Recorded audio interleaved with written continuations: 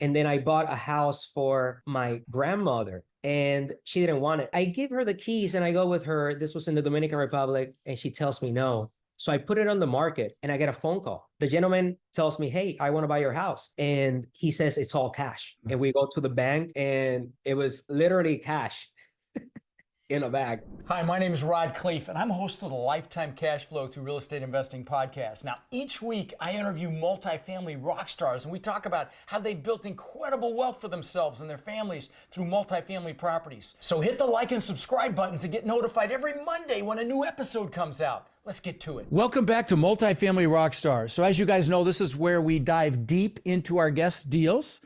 And our guest today has several deals to talk about. We give you practical and really actionable items to get started and actually do a deal, especially if you're brand new. So, but even if you're not brand new, you should listen up because there's going to be some good stuff. And as always, I've got my co-host Mark Nagy from my Massive Action team here with me. Mark, what's up, brother? What's going on, Rod? And for this specific one, I always get asked, hey, how quickly can people have success in this business? And Georgy, almost a year to this day is when we last spoke to get you started in this. So I'm excited to hear what you've done and bring us up to current. Nice. So we got Georgy Marrero. Good to see you, brother. And you know, I'm just not even going to say anything else. I want you to introduce yourself. I mean, I know you work for one of the largest companies in the world, so maybe you can talk about that, talk about, you know, your background, why real estate, and just kind of bring us current. So I'll just let you take it away, brother. Welcome. Awesome. Thank you, both of you. Excited to be here and talk a little bit about this. First of all, Rod and Mark, thank you so much for the platform that you have created. I remember the boot camp that I did last year. You just gave me so much information. I had a few pieces of paper and I filled 20 pages. I think I have it somewhere here in the office of information. I looked at my friend next to me and I was like, we have to join this.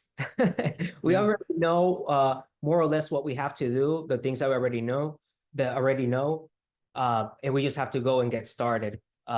But before you move on, was that at the Orlando event? I think that was, right? I went to the Orlando event as well, which happened a few months, but this was, I believe, May of 2023. Oh, so this was a virtual event. Yeah, because it was 1 year, July. Yeah, so it had to be a July virtual. Oh, yep. That's right. Well, let me just mention this because this is brand new. We're announcing our next Orlando event. It's November 7th, 8th, and 9th. It's 3 days. Drinking through a thick and fire hose. Okay. It's not like some tease you about the business. You get it all. But it's super early bird pricing. So if you want to check it out, I hope you do. There'll be over 1,000 people there. And it's rodinorlando.com is the website. So you definitely want to check that out. By the way, 8th, 9th. Oh, it is 8th. Oh, thank you. 8th, 9th, 10th. Friday, Saturday, Sunday. Yep. Yeah, Friday, Saturday, Sunday. It'll be a kick in the butt. There'll be hundreds of my warriors there as well. You know, this business is a team sport. It's a networking business. So, you know, my most successful warriors go to every single one of these. So anyway, this is a new announcement, November 8th, 9th, and 10th in Orlando, which is a lot of fun. Anyway, sorry to interrupt. Keep going there, brother. Tell us your story. Sorry. Yeah. So I grew up in the Dominican Republic. I was born in New Jersey, grew up in the Dominican Republic from age 3 to 18. I first started in tech. That is my background. And at 7 years old, my dad bought me a computer. And that was one of the only gifts that he gave me, other than teaching me math here and there. And my mom put internet on that computer when I was 8. But when I was 10 or so, I talked to her and I said, hey, Mom, will you let me use the computer until late? And that was like 10:30, 11. And I would get A's in school in return. So I was just a curious kid and I learned how to code at a very young age. I started coding when I was 10. By 14, I had a few pieces of software out there on the web and I had some users, but I just did it as a hobby by 14. And then during the ages of 15 to 17, I shifted gears and I was more doing side businesses with my friends. I just thought it was very fun to do. And At 18, I migrated to California. That was I had turned 18. It was 18 in a month, and I asked my family, "Hey, would you pay for my university?" And they said, "No, we don't have money." And I knew that was a fact. So I just moved to Southern California, and I was at a couch at my aunt's house and commuting to community college. It took me about 2 hours or so to get to school. Even though I knew how to code, the first internship that I took was a sales job. I have no idea why I did that. I was like, I think sales is going to be important for me, and I need to practice my English anyways. So that's what really got my English uh, more fluent. And fast forward, I did that for 2 years, moved to the Bay Area, lived in Berkeley. I went to that university there. And well, since I already knew all the tech stuff from an early age, I just focused on PhD level classes, and I learned artificial intelligence. So I did 3 years of undergraduate research, uh, artificial intelligence, and I took a job. I did a startup for about 2 years with some friends. We raised some funds. Then I started working for Meta, and as an AI software engineer. I have been doing that for about 5 years now, and it's a very comfortable job, right? And I slowly, I knew when I was getting into it, but I slowly also realized it that if I continued here, I would be a director, maybe a vice president, but I would never uh, have what I truly value, which is my own time and my own autonomy. So it was about 2019 when I made my first investment. This was as an LP. There was another guy in Meta, and he said, "Hey, you can make about 15% or so. Let's join me in this deal." I never thought much about it. I put the money in, and I was like, "Oh, this is fun." And then I bought a house for my grandmother. That was like another thing I said. I said, "Hey, I will buy this house. I'm getting at a great price. I'm getting some equity." I bought the house for my grandmother, and she didn't want it. So I, yeah, she didn't want it. She went into No good deeds, no good deed goes unpunished. I know. I give her the keys and I go with her. This was in the Dominican Republic, and she tells me no. My mom couldn't convince her. So I put it on the market. I just put a for sale sign, big for sale sign in the outside. And it was a week or so, and I get a phone call. It was a Saturday, and I was leaving the Dominican Republic on the next Monday. And the gentleman tells me, "Hey, I want to buy your house." It's like, "What's your offer?" He tells me exactly my asking price, and he says it's all cash. I say, "Yeah." I told him, Make sure you test that for cocaine, like cash. Anyway. well, I had his name, so I start asking people, and he was a big entrepreneur. He owned a few businesses, textile businesses in my hometown. Okay. So I do I do check that. And I told him, "Hey, I'm looking in 2 days." And he says, "I'm ready today." I was an Wow. hour away. I drive.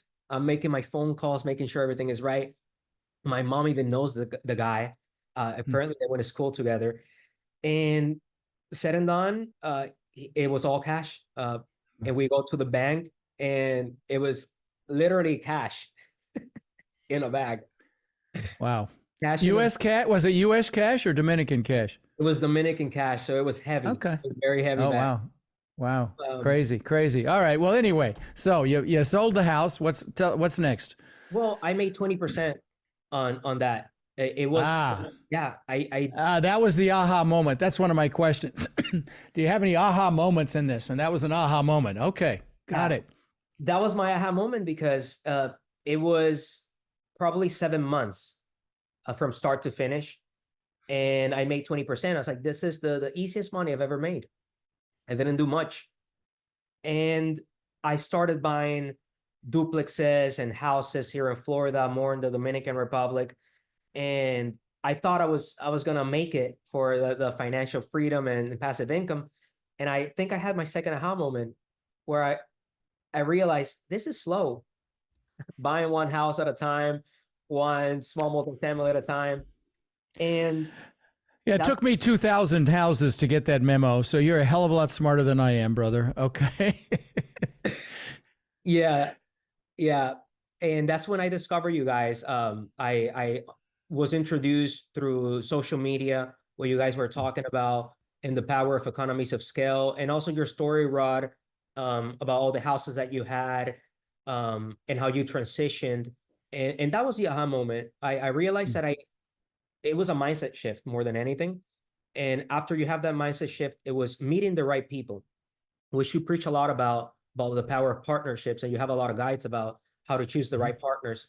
Um, that was the click where I started making commercial real estate investments, and the business has improved and multiplied ever since.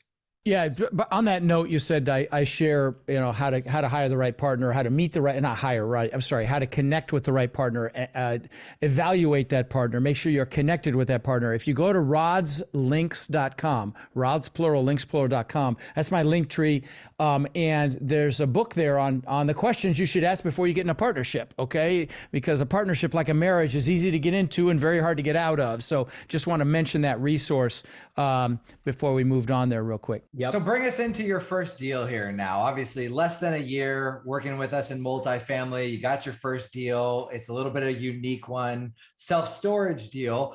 Just give us the basics from A to Z. How'd you find the team? How'd the deal get found? Why is it a good deal? Give us the rundown on how you got into this. Since I've joined, I've done 3 commercial real estate deals since I joined the Warriors. But In 1 year. yeah, it's going to Wow. be here in about a week or so. Wow, fantastic. Yeah, yeah. So this I'm going to talk about this self-storage deal, and I went to your Orlando Life Bootcamp. Mm-hmm. I joined the Warriors after the online one, but I went to the live one, and I was just roaming around the outside during a break, and I met another Warrior, and we became friends. I think after that moment, we've talked on the phone every day or every other day. It's that kind of friendship. We've gone Nice. to the Dominican Republic together not too long ago. We're friends at this point. And I think that relationship, that friendship with that person and the other people that I met, kickstarted a new source of deal flow, that people were inviting me into deals and asking me, hey, so what can you do best? I realized, given my involvement in tech and talking to people about what I do, that capital raising was probably one of the strengths. Uh, and you speak about the different roles, acquisition being one, capital raising, or asset management. At the beginning, I was like trying everything. And I said, I could be successful here, but you have to pick one, is what I've realized, and just go with it for a bit. And then, Well, not just that. You should pick one you enjoy, okay? Because when you do what you love, work is play, and you never work another day in your life. And if you do what you love, if you put on the hat of what you enjoy doing on the team, and you align, hire, or partner with people for the things that they enjoy doing, success is freaking inevitable. And if you love what you do, you're passionate about it, and people can feel that passion. And passion is required to influence people. So please continue. So what did you land on? yeah, so this was a property in South Carolina. No. Your superpower, brother. Your superpower. Oh, What yes, superpower did you land on? absolutely. The superpower was capital raising. Yeah. I I learned about the mechanics of it. You had I remember a social media um course. I remember, and this was also something free. I took it while I was joining first month in. Mm-hmm. And I realized I already know a lot of people, and they've been asking me about real estate. Up to that point, I probably had only raised capital from one friend, and everything else was just with my own capital. So I had started talking to people, hey, I'm about to do this. This is how it works. And I got invited into the deal. Well, the whole team was invited into the deal about 2 weeks from closing. This Mm. was, and we had a capital raise, and I just had started vacation, and I had started vacation, and I went to it was about my birthday in November, and I was traveling in Europe. So I had cleared my W-2 obligations, but I put 2 blocks of time, 3 hours, one for my friends in the East Coast and another for the West Coast. And I was walking in London, making phone calls. Wow. All the people that I had talked to, I was calling them up, and they were very excited. They could hear the passion in my voice, and I had a story to tell. Hey, I'm here, but listen, you have to believe me, this deal is good. And the numbers spoke by themselves. Yeah. I think one of the things that allowed me to be successful in that race was I didn't do the first underwriting, but I definitely re-underwrote the deal. I re-underwrote it to the point that I understood all the different little things. So whenever I talked to somebody that was a bit savvy, I could answer their questions, and they understood that I had that understanding. I also co-invested with everybody. So everybody liked that I was putting of my own money in the deal. No, that's great. You mentioned on your notes that you sent in advance of this, you call yourselves FANG. Talk about what that is. Because I mean, you're in the freaking IT space, a lot of money in the IT space. Some of my most successful warriors come from the IT space and raise money in the IT space, like you. But what does FANG mean? Yep. So FANG is an acronym. It's old at this point, but is FAANG, and it stands for Facebook, Apple, Amazon, Netflix, and Google. Yeah, I mean, I didn't know it. It may be old, but I'm old too, so I didn't even know that existed. But nowadays, you can replace Netflix with Nvidia. They're probably the bigger tech one now. So no kidding. Still works. So you knew what that was? You knew what that was, Mark? Because I didn't know it. I'd never heard of that. Okay, well, shit, shame on me. But I mean, obviously, you connect with people in that space, so duh, And if you're in the medical space, talk to doctors. If you're an athlete, talk to athletes. If you're a business owner, talk to business owners. So you connect with the people in that space, which is your buddies in the IT world. Yeah, that's who you were calling from London. Yeah, I was calling all my FANG friends from London. Nice. All right, now we can talk about that deal. So talk about that self-storage deal. By the way, guys, those of you listening, we don't just do multifamily here in the Warrior Group. We do self-storage. We do, other asset classes like retail, mixed use, new construction, mobile home parks, hotel conversions to multifamily. All we've got Warriors doing all of it. So anyway, talk about this deal, brother. Yeah, absolutely. So it was in South Carolina, and it was a office/industrial space with a big acreage, and we did a conversion to self-storage. It was a Class A self-storage, so brand new with climate-controlled units, about 400 climate-controlled units. It had some portables, which are very cost-effective, and you can link them together, put them on asphalt or concrete. And we also put some RV and a boat parking, which are also very cost effective. So we did a feasibility study and realized that they, in that particular submarket, it had about 20 to 30 lakes with a lot of boats. We realized that most of the other competitors' self-storage were 97% plus occupied, which is a good clue.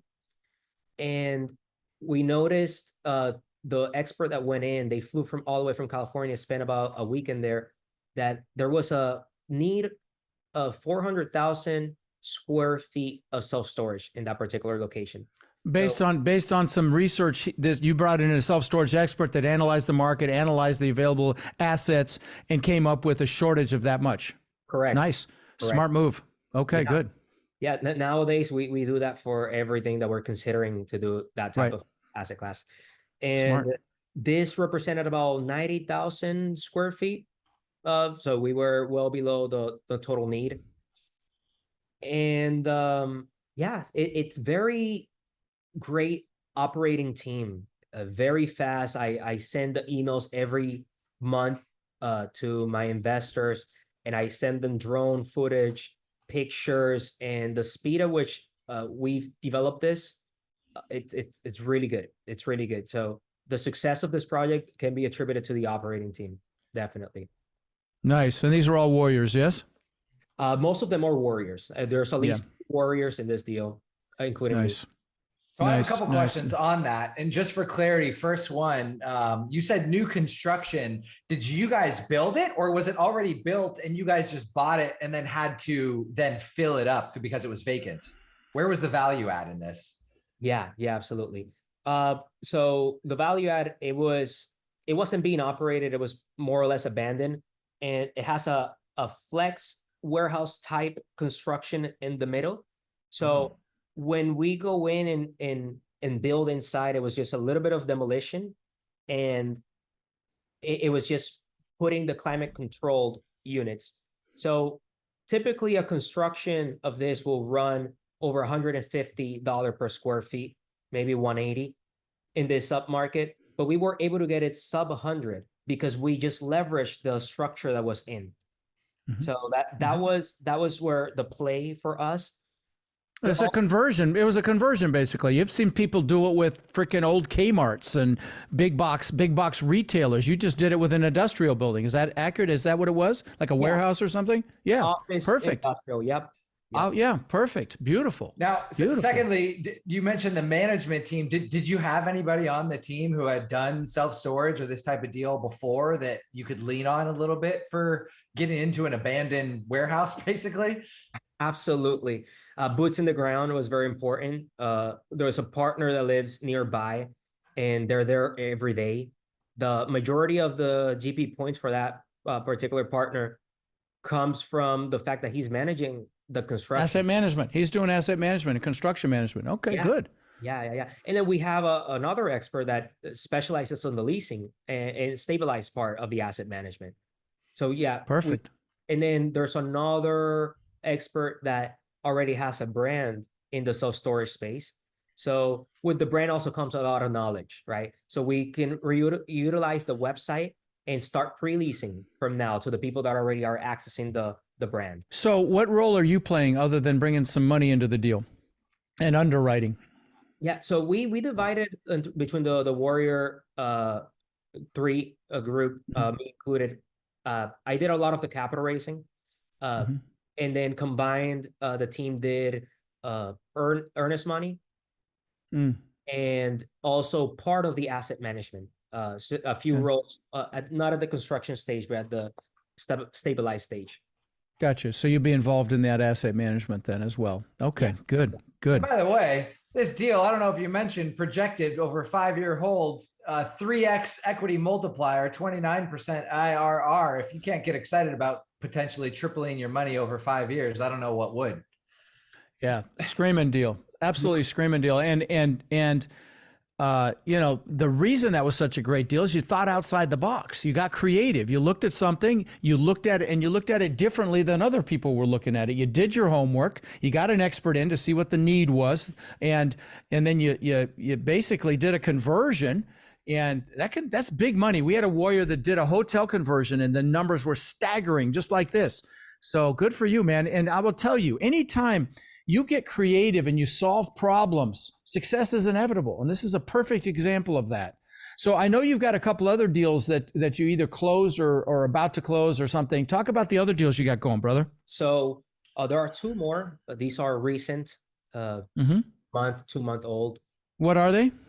One is a multifamily in Kansas, about 72 units, but we're turning one unused space into a 73rd unit, which adding good value.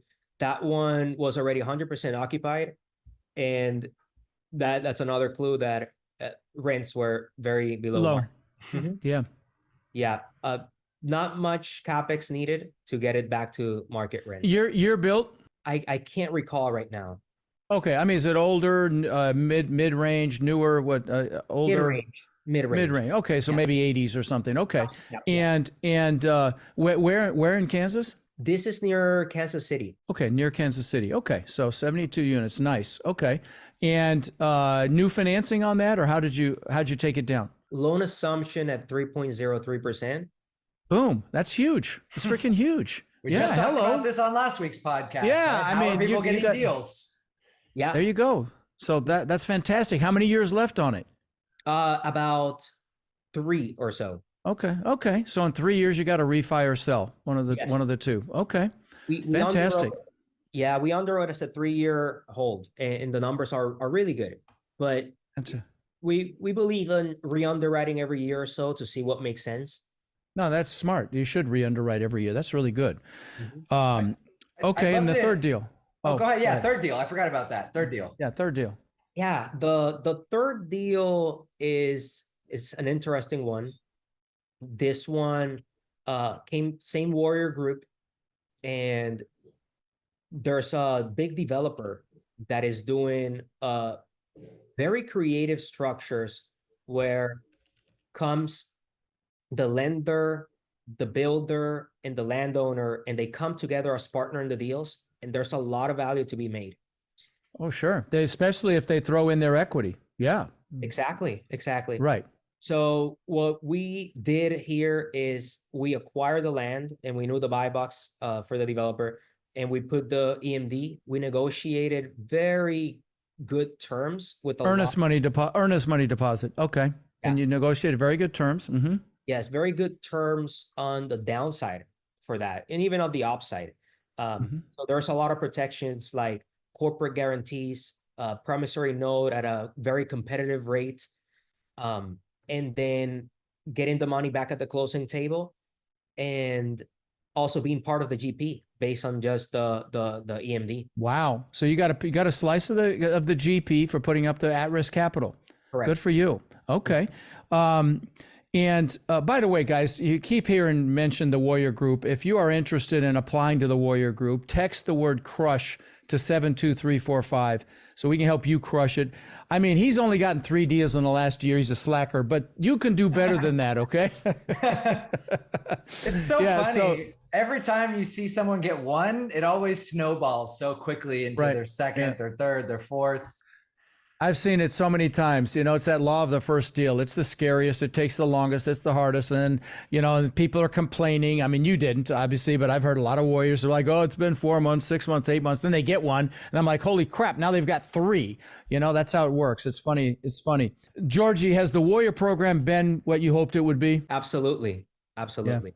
Yeah. I'm very glad. I remember when I joined, speaking to friends about there are certain decisions that you want to make, and that you're scared, and you feel scared, and sometimes you're scared because you know it's not good for you, but sometimes if you go deeper, you're scared because you don't know what's going to happen after, and that's how I felt. I remember, Mark, you and I speaking. It took me a bit, but I was decided, and I told you, hey Mark, when I call you again, it's because I want to do this, and I did. I don't look back. I'm very glad that I did. I invite a lot of my friends. I send them the emails. I still get the emails. Hey, come to the boot camp. I say, hey, it's 97. It's this price. Go, go, go. Hello. Tell me your freaking excuse. It's 97 freaking dollars very often if you catch us at the right time. But you know, tell me, I don't want to hear your excuses. There's no excuses because it's not a big sales pitch. It's just freaking knowledge, and that's what you need to be a success.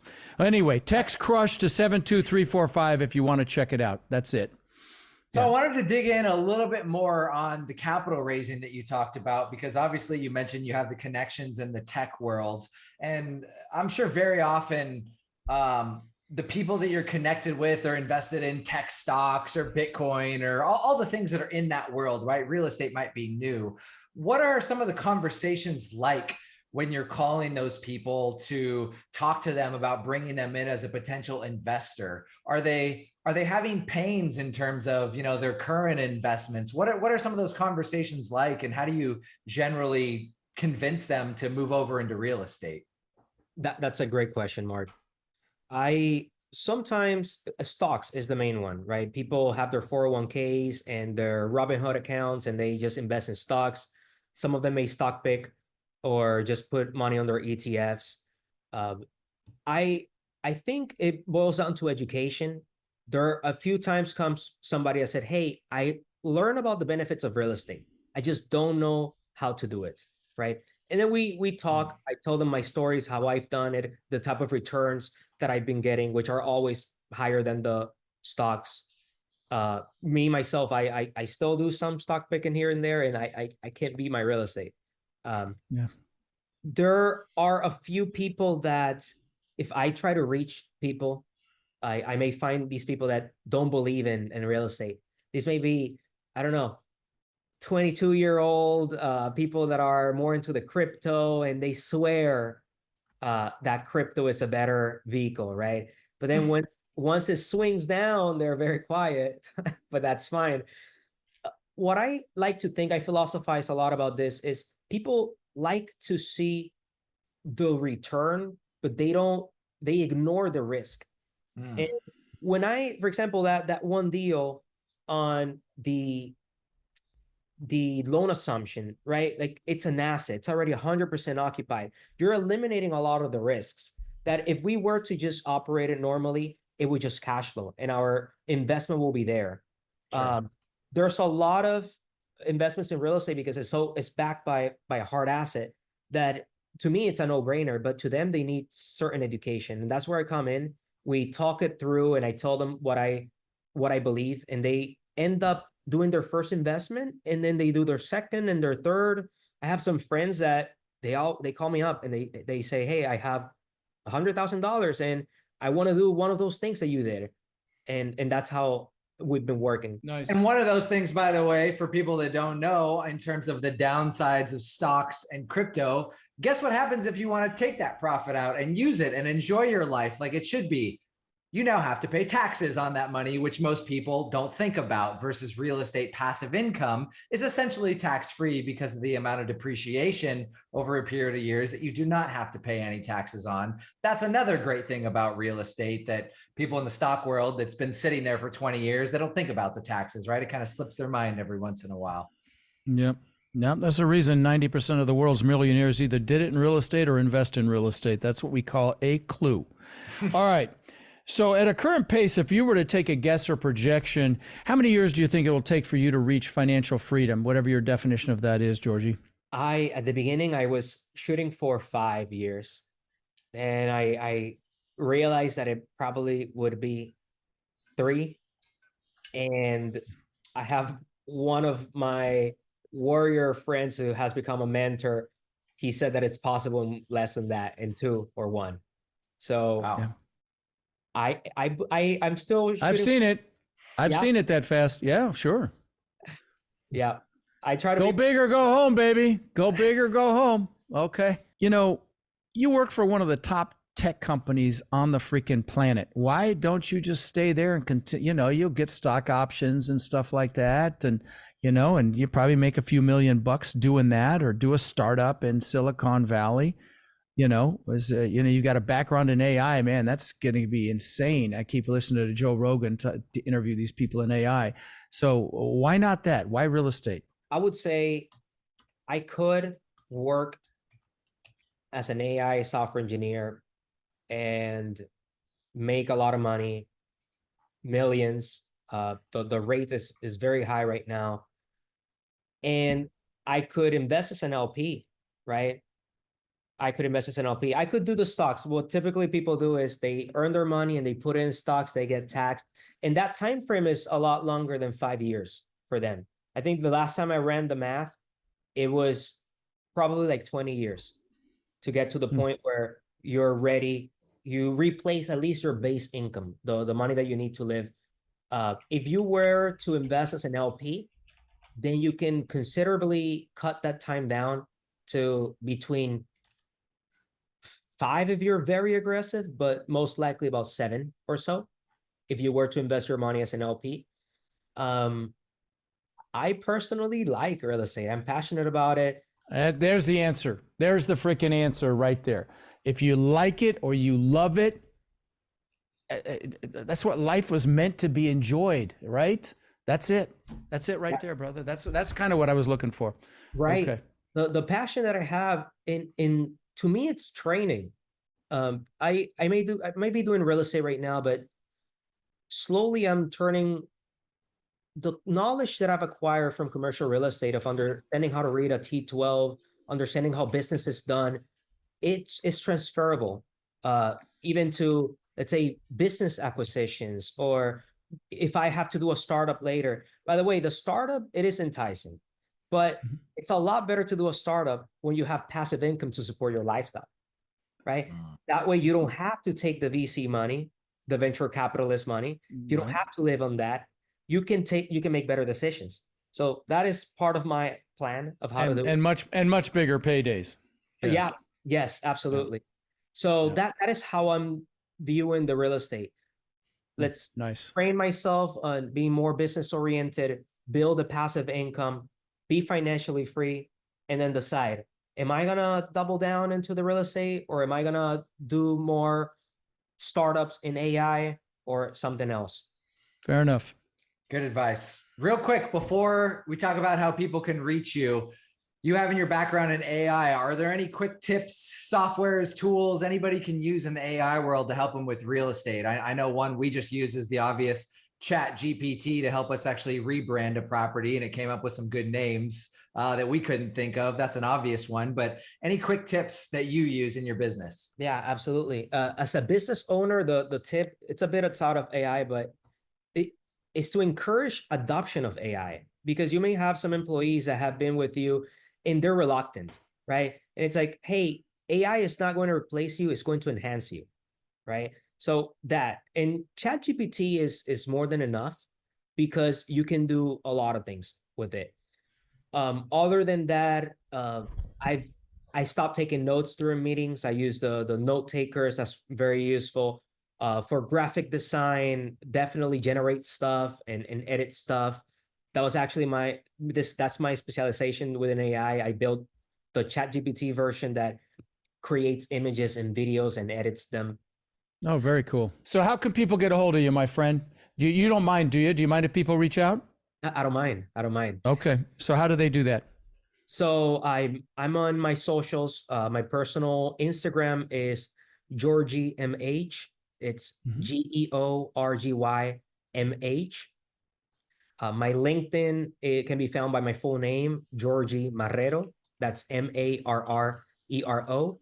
And then my website, the brand that I use for the real estate, is called Equis Capital, EQUIS Capital. And if you Google it, you can find me there. You can see a little bit more of my story, the deals that I've done, and you can contact me. I read all the emails that people send me, all the DMs. Nice. Thank you, brother. Well, I really appreciate you coming on and adding some value today. It was a very good conversation. You definitely added value, and it's good to see you, man. And I'm sure I'll see you in the Warrior event in September. Thanks, Georgie. Yeah.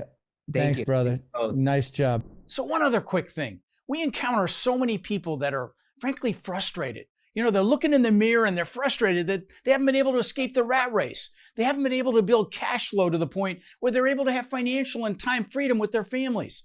You know, and maybe they see other people buying real estate and creating, you know, incredible cash flow, and they think, well, it's just scary. You know, buying apartments is intimidating. And I get it. But see, that's why we created our Warrior Mentorship Program. They're our coaching students, and they've had extraordinary results. My students, I've been teaching about 5 years, and they own upwards of 140,000 units now that we know of, right? And we feel like it's just getting going. Now we're looking to grow this group and really take it to the next level. And honestly believe that the greatest transfer of wealth could be upon us right now with this current economic environment. Everything's going on sale. So we're looking for people who want to follow a proven framework, really like a blueprint or a map, literally step by step. And then they're able to leverage our systems and our incredible network to raise money and equity, to find deals and close those deals and build partnerships really nationwide. So if you're interested in finding out more about how you can become more in our incredible network and take advantage of the unbelievable opportunities that are upon us, you can apply to my Warrior Mentorship Program by texting the word CRUSH to 72345, or you can go to mentorwithrod.com. And what we'll do is we'll set up a call so you can check us out and we can check you out and see if it's a fit. Now, again, you can go to mentorwithrod.com or text the word CRUSH to 72345 to apply, and we will speak soon.